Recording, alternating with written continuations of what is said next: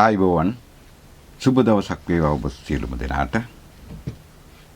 මම අද ඔබ හමු වෙන්නට ආවේ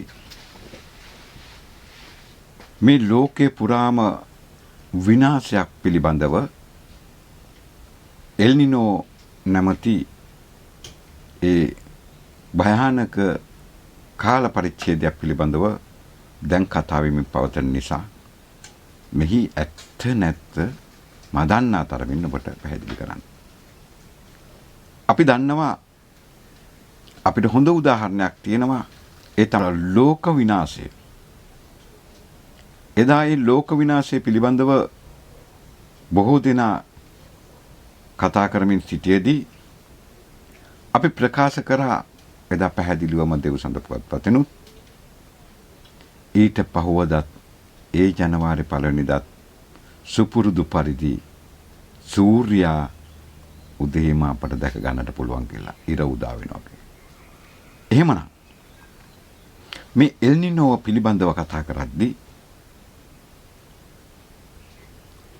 ඔය මුහුදු ජලය ශ්‍රී ලංකාවාසී අපට මුහුදු ජලයද බොන්න සිද්ධ වෙන්නේ කියලා බොහෝ අය අපෙන් අහනවා.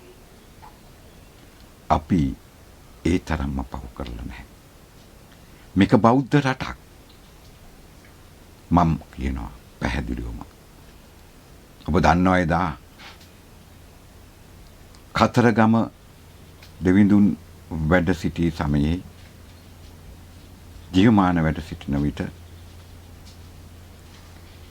ඒ කප්පර ගංගාව එහෙම නැත්නම් මැණික් ගඟ කියලා අද කියන ඒ කප්පර ගංගාව සිඳී ගිහින් වතුර පොදක් නැතුව මිනිසුන් දිය පොදෙන් නැතුව දිය පිපාසයෙන් මිය යන අවස්ථාවක කතරගම දෙවිඳුන් විසින් ඒ කප්පර ගංගාව පිරීතිරී යන්නට ස්කන්ධ කුමාරයන් විසින් නමුනුකුල කන්දට තැබූ දොස් පිළිබඳව ඔබ දන්නවා.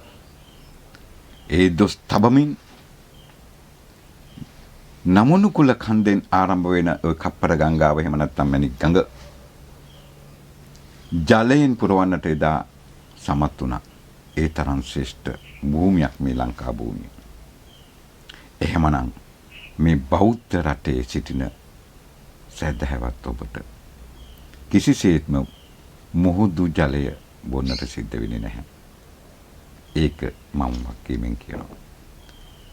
පසුගිය වැඩසටහනකදී මම ප්‍රකාශ කරා ජූලි මාසේ 4 වෙනිදා මේ කුජ සමග ඇතිවෙන ග්‍රහ මාරුවත් ග්‍රහ සටනින් කුජගේ පරාජය සමග ඇතිවෙන්නා වූ ඒ කුණාටුම තත්වය එහෙම නැත්නම් අවපීඩන තත්වය නිරිත දිග ප්‍රදේශයෙන් ශ්‍රී ලංකාවට ඇතුළු වෙලා නැගෙනහිරත් උතුරත් පසු කරමින් ඉන්දියාව හරහා ගමන් කරන බව. එවැනි අවපීඩන තත්වයක් උදා වෙද්දී අපිට සුළඟ වරුසාව ආදිය දිගින් දිගටම මහා පරිමාණයෙන් ලැබෙනවා. මෙවැනි පසුබිමක් අපි ජ්‍යොතිෂයමය පැත්තෙන් දකිද්දී ඔය ලෝකයේ කියන මේ විනාශය පිළිබඳව අපි ශ්‍රී ලංකාවාසී අපි ටිකක් පසුබාහනට පුළුවන්. අපට එවැනි භයානක විපතකට අපේ රට පත් වෙන්නේ නැහැ. මේක බෞද්ධ රටක් නිසා. ඒ බව ඔබට මතක් කරනවා. ඔබට මම ඉදිරියේදී මේ පිළිබඳව සවිස්තරාත්මකව වැඩසටහනක් ගෙනෙන්නට සූදානම් වෙනවා. ඔබට ජය වේවා, වාසනාව වේවා, දීර්ඝායුෂ ලැබේවා.